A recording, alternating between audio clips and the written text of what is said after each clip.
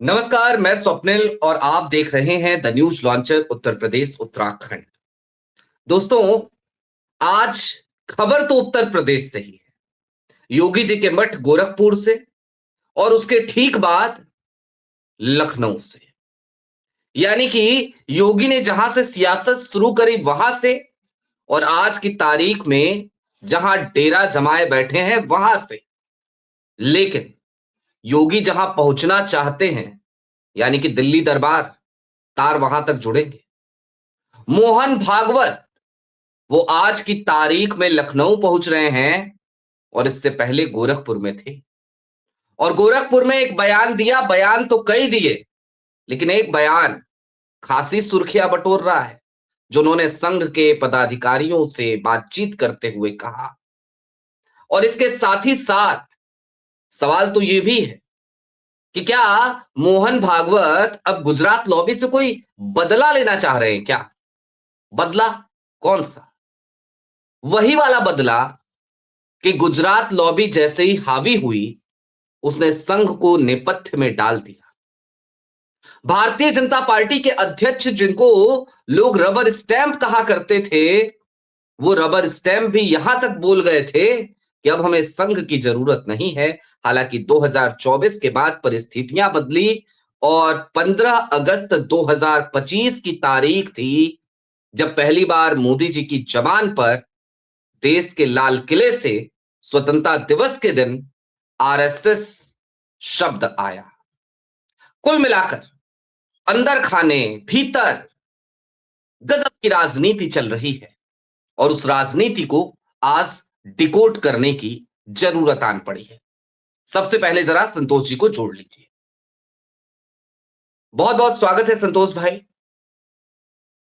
बहुत बहुत धन्यवाद स्वप्निल भाई और the news launcher Uttar Pradesh Uttarakhand के भी तमाम दर्शकों को नमस्कार। और आपने बता ही दिया कि खबर इतनी बड़ी खबर है और आजकल भारत में एआई समिट चल रहा है। दुनिया के कई देशों के राष्ट्राध्यक्ष वहां आए हुए हैं। हम्म। एक बड़ी चिंता की बात क्या हो रही है पता है? हॉलीवुड की मूवी में हुआ करता था, लेकिन अब वो सही में कई बार आ रहा है कि जिन कंप्यूटर या एआई को मनुष्य बना रहा है, क्या एक वक्त ऐसा आएगा जब वो कंप्यूटर, सुपर कंप्यूटर और एआई कहेंगे कि हमें मनुष्यों की ज़रूरत ही नहीं है। ठीक इसी तरह का खेला भारतीय जनता पार्टी और राष्ट्रीय स्वयंसेवक संघ के बीच में चल रहा है। एक संगठन है जो कह रहा है कि हमने बनाया है तुम्हें। दूसरे संगठन का नेता ये कह रहा है कि जहाँ पे मैं बैठा हूँ वो मेरी मेहनत से है, तो मैं तय करूँगा। लेकिन पहले वाला कह रहा है कि नहीं, नहीं, नहीं, नहीं, बहुत हो गया, बहुत हो गया। अब झोला उठा लीजिए, चाहे ब्रीफ़केस बाँध लीजिए, लेकिन कुछ ना कुछ तो बाँध लीजिए, क्योंकि अब नए मेहमान को हम वहाँ भेजना चाहते हैं। तो निश्चित तौर पर आपने शुरुआत कर ही दी है और हम उससे जुड़ी एक-एक जानकारियों को दर्शकों के सामने इसमें बताएँगे स्वप्निल भाई। जी। ठीक बात है। झोला उठा लीजिए, लेकिन झोला उठेगा क्या? और उठेगा तो नहीं, आज नहीं, तो। उसमें एक लाइन हाँ, और जोड़ी आपने गौर नहीं किया। झोला उठा हाँ, लीजिए या ब्रीफ़केस पैक कर लीजिए। इन दोनों को आप ध्यान में हाँ, रखिएगा। ब्रीफ। ठीक बात है। चलिए, झोला किसका उठेगा, ब्रीफकेस किसका पैक होगा, इस पे बात करेंगे।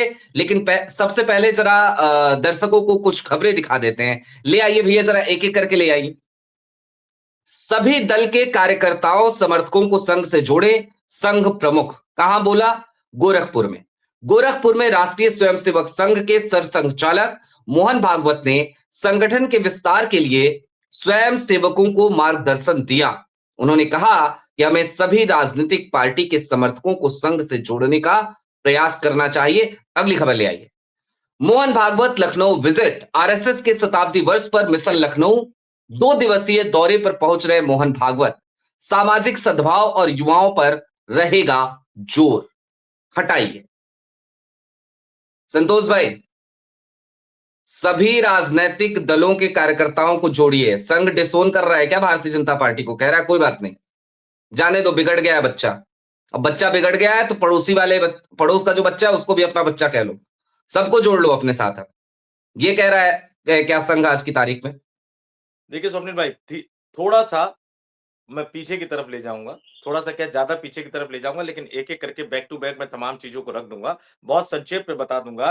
भैया, संघ की स्थापना किसने की थी? हेडगेवार साहब ने की थी। वो पहले हाँ। क्या थे? वो पहले थे कांग्रेस के नेता।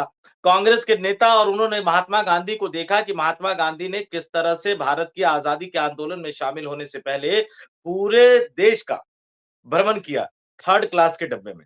ट्रेन में उस समय थर्ड क्लास हम्म, का डब्बा हुआ करता था, आज जो जनरल हम जिसको कहते हैं, उस डब्बे में उन्होंने पूरे देश का भ्रमण किया और उसके बाद उन्होंने आजादी के आंदोलन की एक रूपरेखा तय की। संघ ने उसको एक तरह से उस मॉडल को, अब उसको हम कह सकते हैं, मैं बीजेपी की भाषा में तो नहीं कहूँगा कि भैया गांधी परिवार ने गांधी का सरनेम चुरा लिया जैसे नरेंद्र मोदी साहब ने कहा। लेकिन हाँ, संघ ने उसको एडॉप्ट करने की कोशिश की, लेकिन पूरी तरह से एडॉप्ट नहीं कर पाए। तो भैया मोहन भागवत साहब संघ के तमाम प्रमुख घूम रहे हैं, प्रवास कर रहे हैं और जितना ज्यादा वो घूम रहे हैं, उनको पता चल रहा है कि भैया जिस व्यक्ति ने उनके राजनीतिक फ्रंट को पहली बार पूर्ण बहुमत की सरकार दिलाई, जिस व्यक्ति ने खुद उनको आरएसएस प्रमुख को हाई लेवल की सिक्योरिटी दी, एएसएल सिक्योरिटी दी, गाड़ी और तमाम तरह की सुविधाएं दी, अब उस व्यक्ति की क्षमता या उसका जो ऑरा होता है वो खत्म हो रहा है। हम्म, लोकप्रियता खत्म हो रही है। उनकी लोकप्रियता पर चोट लग रही है। समय लगा, लेकिन वो कहते हैं ना कि पत्थर पर अगर बार-बार जो कुएँ की रस्सी जो होती है वो बार-बार अगर चोट करती रहती है तो पत्थर भी घिसता है। तो हम्म, लगातार पिछले 11-12 सालों से जो राहुल गांधी कोशिश कर रहे थे, उनको एक कामयाबी मिलती हुई नज़र आई। जो मोदी का ऑरा था, 56 इंच का सीना, तोड़ दिया उन्होंने। हम्म, मोदी जो सख्त नेतृत्व कहा जाता था, खत्म कर दिया एक तरह से उन्होंने। मोदी को जो हार्ड बार्गेनर कहा जाता था, अमेरिका के राष्ट्रपति डोनाल्ड ट्रंप ने भी एक दिन कहा था हार्ड बार्गेनर, अमेरिका के सामने जिस तरह से घुटने टेक दिए, खत्म हो गया वो। और एप्स्टीन फाइल्स, हम्म, अभी बहुत सारी चीजें आई नहीं है, लेकिन ये उनकी व्यक्तिगत छवि को एक तरह से तोड़ता हुआ नजर आ रहा है। और सबसे बड़ी बात है, जो हिंदुओं एक हो या हिंदुओं की एकता और सनातन के नाम पर वो प्रधानमंत्री बने थे, उन हिंदुओं की एकता को ही जाति के नाम पर खंड खंड बांटते हुए नजर आ रहे हैं। और फिर ध्यान रखिएगा कि जिस दिन मंडल कमंडल पर भारी पड़ेगा, उस दिन कमंडल को सत्ता से विदा होना पड़ेगा। मोहन भागवत इसको समझ चुके हैं और अब वो संदेश दे रहे हैं। संदेश कहां से दे रहे हैं? आप जगह का ध्यान रखिए कि कहां से वो संदेश दे रहे हैं। वो हम्म, मुंबई जाकर बोलते हैं, हम्म, मुंबई जाकर बड़ी बात बोलते हैं, कभी-कभी नागपुर में भी बड़ी बात बोल देते हैं, गुजरात हम्म, जाकर बयान देते हुए नज़र आते हैं और फिर उत्तर प्रदेश के गोरखपुर जाकर ये बयान देते हैं कि भैया तमाम दलों के लोगों को जोड़ना चाहिए, तमाम हम जाति को हटाकर हिंदू की बात करनी चाहिए। ये संदेशा देते हैं क्योंकि आपका प्रधानमंत्री हम्म, तो जाति के अलावा कुछ बोलता ही नहीं है। ये हाँ, देश के पहले ऐसे परिवार और कुटुंब, प्रधानमंत्री हैं जो सदन परिवार के और अंदर, कुटुंब की सदन भी के बात बाहर हर करते हैं। जगह अपनी जाति को गिनाते हुए नजर आते हैं। तो मोहन भागवत अब इशारा कर चुके हैं कि बहुत हो गया भैया, विदाई की बेला आ गई, हम चुनाव हम्म, हारना अफोर्ड नहीं कर सकते। अब कायदे से अगर मैं आपको बताऊं तो 1 साल से भी कम का समय बचा हुआ है उत्तर प्रदेश में विधानसभा चुनाव को लेकर। और हम्म, यूपी की हार, उत्तर प्रदेश की हार पूरे के पूरे चक्रव्यूह को भेद देगी। आप ध्यान से हम्म, सुनिएगा, अभिमन्यु महाभारत के रण में मर तो गए थे, लेकिन चक्रव्यूह को एक तरह से उन्होंने भेद दिया था। और उत्तर प्रदेश का अगर चक्रव्यूह भेदा, तो वोट चोरी का सच सामने आएगा, एसआईआर का सच सामने आएगा, फॉर्म 6, फॉर्म 7 का सच सामने आएगा। और पिछली बार जो गफलत में रह गए थे 2014 में उत्तर प्रदेश के मुख्यमंत्री होने के बावजूद अखिलेश यादव, मुझे लगता है कि इस बार उतनी गफलत में नहीं रहेंगे। कम से कम अपने हम्म, अधिकारी तो ठीक-ठाक ढंग से चुनेंगे। और सबसे बड़ी बात है कि वाराणसी का डीएम तो ढंग से चुनेंगे, क्योंकि 2014 में तो उनके साथ बड़ा जबरदस्त खेला हो गया था। तो अब लखनऊ की धरती पर है। लखनऊ की धरती हम्म, पर भी भागवत साहब बोलेंगे, 2 दिन रहेंगे। लेकिन हम्म, हमें नज़र इस बात पर बनाए रखनी होगी, क्योंकि ये कहा जा रहा है कि बीजेपी के कई नेताओं से भी वो मिलेंगे। मिलने-जुलने का भी कार्यक्रम होगा और जब मिलने-जुलने का कार्यक्रम होगा तो कई तरह के फीडबैक लिए जाएँगे। हम्म, वो फीडबैक किसके बारे में होगा वो भी हम बताएँगे। लेकिन नरेंद्र मोदी साहब की बेला तो विदाई की बेला आ गई है। अगर वो शांति से ट्रांसफर ऑफ पावर के लिए तैयार हो जाएँगे, तो शायद उनको कुछ और मिल जाएगा। लेकिन अगर वो शांति से ट्रांसफर ऑफ पावर के लिए तैयार नहीं होंगे, तो फिर आरएसएस और बीजेपी के बीच में एक घमासान आएगा। लेकिन क्या ये भी दर्शकों को बता देता हूँ कि नरेंद्र मोदी खुद अपना फैसला नहीं कर सकते हैं। हम्म, अच्छा, उ उनको विदा होना है या नहीं होना है, वो खुद अपना फैसला रिमोट नहीं कर कहीं और सकते। है, इसमें कई सारे रिमोट पेच कहीं अभी और, भी फँसे हुए हैं। हाँ, रिमोट कहीं और है, कहाँ है रिमोट संतोष जी? वो कहते हैं जादूगर की जान तोते में है, एक फ़िल्म आई थी, शायद मुझे लग रहा है कि जादूगर की जान तोते में है, तो क्योंकि उन पर जिन्होंने दाँव लगाया है, ध्यान से हम्म, दर्शकों से कहूँगा। और आज से नहीं, जब साहेब वाक़ई में झोला उठाकर चला करते थे, तब भी व्हाइट हम्म, हाउस के बाहर उनकी तस्वीरें आती थी, तो कोई न कोई तो दाँव लगा ही रहा था ना। उनके हाँ। ऊपर बहुत कुछ दांव पर लगा हुआ है। इस देश के सार्वजनिक बैंक, इस देश की हम्म। एलआईसी जो कहा जाता है जीवन के साथ भी, जीवन के बाद भी, इस देश के हम्म। फाइनेंशियल इंस्टीट्यूशन, इस देश की आरबीआई, तमाम संस्थाएं जो हैं, वो जिसके सामने जाकर बंधक बनी हुई है, उनका भी बहुत कुछ दांव पर लगा हुआ है। स्पष्ट तौर पर मैं कहूं तो गुजराती मैं लॉबी का बहुत दर्शकों कुछ को दांव पर लगा मैं हुआ है। आपने एक मोदी बड़ी साहब बात कह विदा दी तो अब। नहीं होना चाहेंगे ऐसे। हाँ, आपने एक बड़ी बात कह दी, अब मुझे कुछ डर सताने लगा है और कुछ याद आ गया। मेरा जो बैंक खाता है ये फेडरल है, फेडरल बैंक में मेरा बैंक खाता है। अब संतोष भाई, स्थिति ये हो रखी है कि 5 दिन पहले खबर आई कि आईसीआईसीआई बैंक जो है, आईसीआईसीआई लिमिटेड, वो 9.95% की अपनी हिस्सेदारी उसमें बढ़ाएगा। जाहिर सी बात है, वो सबसे बड़ा शेयर होल्डर हो जाएगा अगर ऐसा होता है। अब खबर बदल गई, 2 दिन के अंदर आनन फानन में आरबीआई के गवर्नर से मुलाकात होती है और आरबीआई मंजूरी देता है ब्लैक स्टोन को, और अब ब्लैक स्टोन 9.99% की हिस्सेदारी खरीदने जा रहे हैं फेडरल बैंक की। तो हालात तो भारत के बैंकों के ही हो गए हैं। और फेडरल बैंक आज की तारीख में, मैं ये शर्तिया तौर पर कह सकता हूं कि कम से कम भारतीयों के लिए सबसे अच्छी सुविधा अगर कोई उपलब्ध करा रहा था इस समय, तो फेडरल बैंक था। अब अमेरिका का निवेश उसमें भी आ रहा है, पता नहीं उसके बाद से क्या होगा क्या नहीं होगा। मतलब वो देखने वाली बात है भविष्य की, लेकिन वहां तक निवेश आने लगा है। जी। देखिए 2 ध्रुव है। एक तो गुजराती हम्म। लॉबी, जिसके हाथ में हम्म। बहुत कुछ चला गया है, और एक जो नई लॉबी आप कह सकते हैं, इस देश में इससे पहले कभी नहीं हुआ। अमेरिका के राजदूत हमारे डिफेंस सेक्टर में जाके हाँ, भ्रमण करते हैं। और बिल्कुल। सिर्फ जाते ही नहीं है, स्वप्निल भाई जाते ही नहीं है, बाकायदा वो सोशल मीडिया पर पोस्ट करते हैं। पोस्ट अच्छा, करते लोग हैं। कहेंगे कि भाई अमेरिका के राजदूत है भारत में, सिर्फ भारत में नहीं है। हम्म। भारत, पाकिस्तान समेत पूरे दक्षिण एशिया में दक्षिण डोनाल्ड ट्रंप एशिया। के प्रतिनिधि के तौर पर काम कर रहे हैं। तो जो पाकिस्तान हम्म। के साथ भी जाएगा, हम्म। पाकिस्तान सरकार के साथ भी संबंध रखेगा, उनको हम अपने हम्म। डिफेंस सेक्टर में क्यों ले जाना चाहते हैं? और एक बात और मैं कहता हूँ, ये हो सकता है कि थोड़ी-सी दूर की बात हो, लेकिन पता नहीं क्यों मुझे ये शंका लग रही है। अमेरिका ने पिछले 75 सालों में कई बार, स्वप्निल भाई, हम्म। नेहरू जी के टाइम में, इंदिरा गांधी के टाइम में, अटल बिहारी वाजपेयी तक के टाइम में ये भारत सरकार पर प्रेशर डाला कि हमें अपने आर्मी ठिकाने अपने यहाँ बनाने दीजिए। जैसे कि सेकंड वर्ल्ड वॉर के बाद उन्होंने जापान में बना रखा है, पाकिस्तान में उन्होंने बना रखा है, दुनिया के कई देशों में, सऊदी अरब में उन्होंने बना रखा है। भारत ने हमेशा अमेरिका के इस प्रेशर को ठुकराया है, बल्कि एक समय तो ऐसा आया कि जब अफगानिस्तान में फंसा हुआ था, अमेरिका ने कहा कि सिर्फ हमारे जो लड़ाकू विमान है वो तेल लेने के लिए उतरेंगे। क्यों? हम्म। क्योंकि वो भारत की जमीन को टच करके एक मैसेज देना चाहते थे। उस समय भी भारत सरकार ने कह दिया कि भैया व्यापार अपनी जगह, दोस्ती अपनी जगह, संबंध अपनी जगह, लेकिन आपके डिफेंस का कुछ भी हमारी धरती पर नहीं उतरेगा। लेकिन अब पता नहीं क्यों मुझे आशंका और चिंता हो रही है, और इसलिए मैं कह रहा हूं कि मोदी लड़े या ना लड़े, उनके पीछे खड़े लोग चाहेंगे कि वो लड़े, और जब वो लड़ेंगे तो भारतीय जनता पार्टी के अंदर एक बड़ी लड़ाई देखने को मिलेगी। लखनऊ में 2 दिन है, कौन-कौन से नेताओं से मिलते हैं, किन-किन नेताओं से मिलते हैं। आरएसएस कभी फ्रंट पर आकर लड़ता नहीं है स्वप्निल भाई, ये मैं पहले बता दूँ। हम्म। लोगों को लगता होगा कि भैया मोहन भागवत और नरेंद्र मोदी गुत्थम-गुत्था हो जाएँगे और कहेंगे आओ कुश्ती खेल के फैसला कर लेते हैं, ऐसा होता नहीं है। नरेंद्र मोदी फ्रंट पर आकर आरएसएस कभी फ्रंट पर आकर लड़ता नहीं है, लेकिन वो पर्दे के पीछे से इतना परेशान कर देगा कि आप त्रस्त हो जाओगे। कर दिया है। लेकिन अब कर दिया।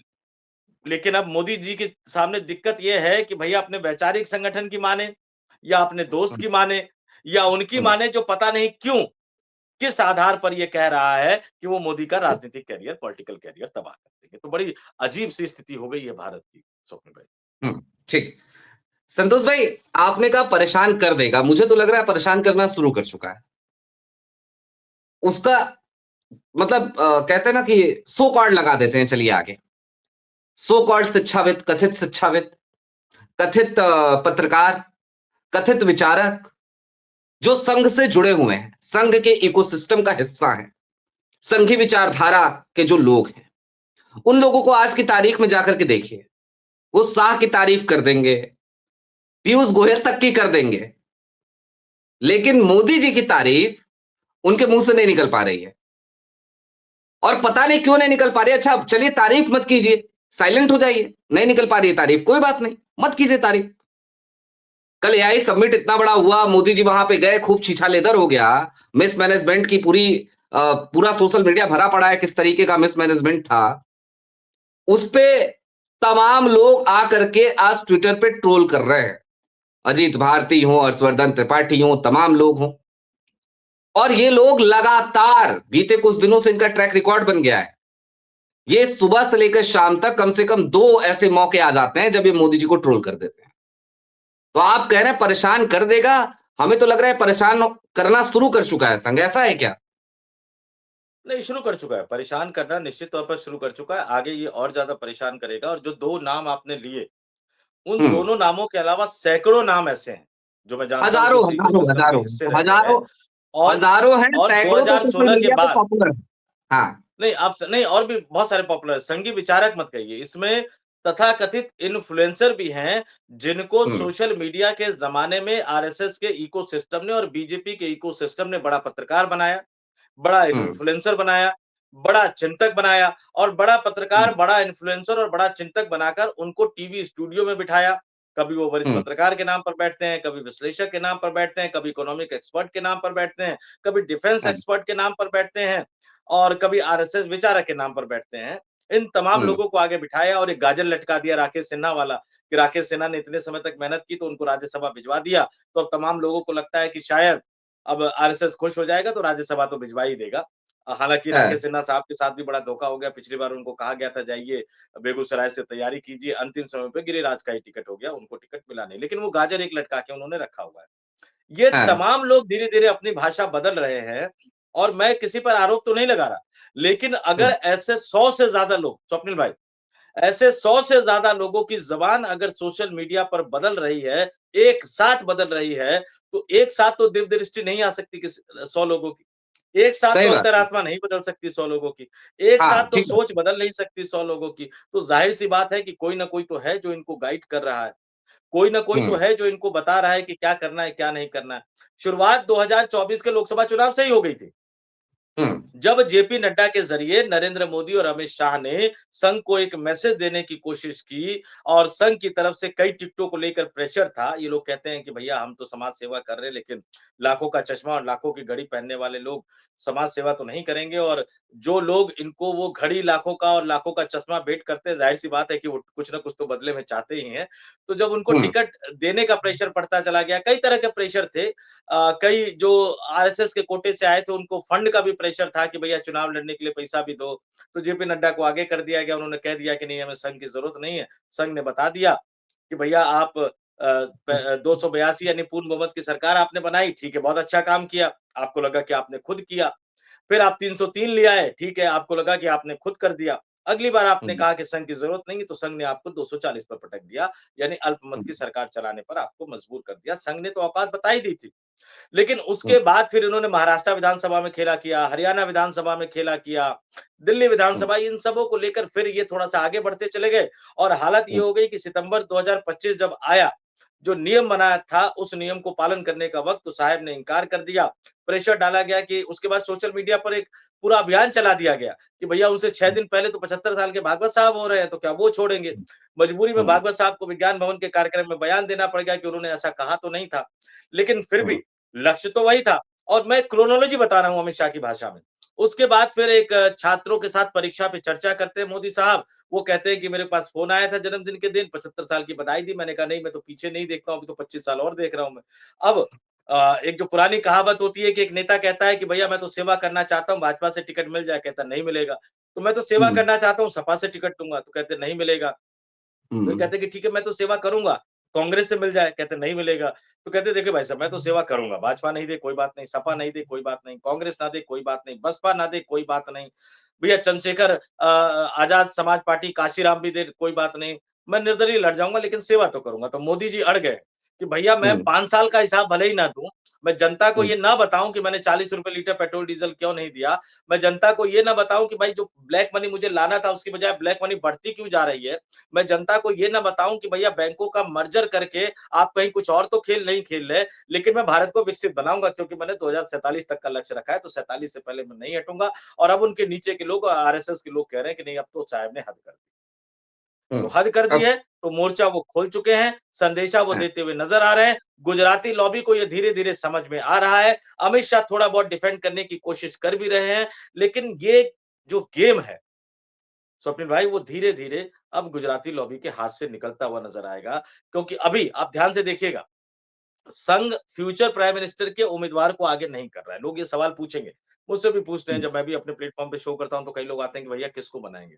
मैंने कहा अगर हुँ, एक बार उन्होंने अनाउंस कर दिया किसको बनाएँगे, तो बाकी सब संघ का साथ छोड़ देंगे। तो संघ हुँ, ने वो गाजर लटका रखा है। अब संघ हुँ, का पहला ये है कि भैया तुम सब मिल जाओ, चाहे वो योगी आदित्यनाथ हो, चाहे वो हुँ, देवेंद्र फडणवीस हो, तमाम सीएम की हुँ, बात करता हूँ मैं। देखिए, नेता तो हैं। अब राजनाथ हुँ, सिंह, देवेंद्र फडणवीस भी जोड़ लीजिए, नितिन गडकरी भी जोड़ लीजिए, नितिन नवीन भी जोड़ लीजिए, भजनलाल शर्मा भी जोड़ लीजिए, मोहन यादव भी जोड़ लीजिए, और जो नई टीम हुँ, बनेगी भारतीय जनता पार्टी के संसदीय बोर्ड की, उन सबको जोड़ लीजिए। उन सबको फिलहाल ये मैसेज दिया जा रहा है कि देखो, मोदी 2029 में हमें जितवा नहीं सकते। तो ज़ाहिर-सी बात है हुँ, कि हमें दूसरे चेहरे की ज़रूरत पड़ेगी। लेकिन हुँ, दूसरे चेहरे का फैसला हम आगे कर लेंगे। पहले इनको तो कहो कि ये जाए, ये अपना अनाउंसमेंट करे, बदलाव की बात करे, उसके बाद हम आपस में बैठकर ये तय कर लेंगे कि दूसरा चेहरा कौन होगा। दूसरा चेहरा फिलहाल कोई नहीं। हाँ, रेस में सबसे आगे लगे हुए हैं योगी आदित्यनाथ, लेकिन हिमंता बिस्वा शर्मा भी असम में फँसे हुए हैं। हुँ, वो नहीं चाहेंगे कि मार्च अप्रैल तक, या यूँ भी कह सकता हूँ मैं कि अमित शाह कम से कम अप्रैल तक तो इस पूरे मामले को प्रतिरोध करने की कोशिश करेंगे, रोकने की या टालने की कोशिश करेंगे। क्योंकि असम अगर जीत जाते हैं हिमंता बिस्वा शर्मा, तो वो एक बहुत बड़े दावेदार हो सकते हैं। लेकिन फिलहाल संघ प्रमुख की कोशिश है कि सबको सामने, और ये कोई संघ प्रमुख पहली बार नहीं कर रहे हैं, या बीजेपी पहली बार नहीं कर रही है। 2017 का विधानसभा चुनाव, पोस्टर पे 6 चेहरे लगा दिए गए थे। ब्राह्मण मुख्यमंत्री की बात करने वाले को कहा जा रहा था देखो ब्राह्मण नेता है। उमा हुँ, भारती के प्रशंसकों को कहा कि देखो ये नेता है। ठाकुरों को हुँ, कहा गया ये नेता है, और जब बारी मुख्यमंत्री बनाने की आई तो जो उस पोस्टर में 6 में से कोई नहीं थे, उन मनोज सिन्हा के नाम पर प्रधानमंत्री ने मोहर लगाई, संघ ने उस पर ब्रेक लगाया और फिर योगी हुँ, आदित्यनाथ को लेकर आ गए। तो उसी तरह से भागवत साहब जो है, वो एक तरह से गाजर उन्होंने लटका दिया है कि पहले उसको झोला उठवा दो, उसके बाद आपस में बैठ करके मैं तुम्हें ही बनाऊँगा। यानी हर आदमी को ये कहना है कि मैं तुम्हें ही बनाऊँगा। हुँ, ठीक बात है। हर आदमी को यही कहना है कि मैं तुम्हें ही बनाऊँगा, लेकिन हाँ, आज की तारीख बड़ी दिलचस्प तारीख हो चली है, क्योंकि गोरखपुर टू लखनऊ और लखनऊ से कोई आना चाहता है दिल्ली और झोला उठाने की बात भी हो रही है। इकोसिस्टम संघ का नाराज भी चल रहा है, बायकॉट भी कर रहा है मोदी जी को। बायकॉट कहाँ कर रहा है, तो उस पे हमने चर्चा करी है, इससे पहले भी करी है। अब चलते-चलते बस इतना समझिए कि अंदर खाने भूचाल तो है। भले मोदी जी कुछ कहें ना कहें, आज मुंबई में रहें, लेकिन उनकी नज़र आज की तारीख में लखनऊ में ही टिकी रहेगी, क्योंकि लखनऊ में मोहन भागवत होंगे और मोदी जी बार-बार शायद आज लखनऊ की ही अपडेट देते रहें। आपकी क्या राय है? कमेंट बॉक्स में ज़रूर बताइएगा। अभी के लिए दीजिए इजाज़त। बहुत-बहुत शुक्रिया। बहुत शुक्रिया संतोष भाई। बहुत-बहुत धन्यवाद। तमाम दर्शकों को नमस्कार।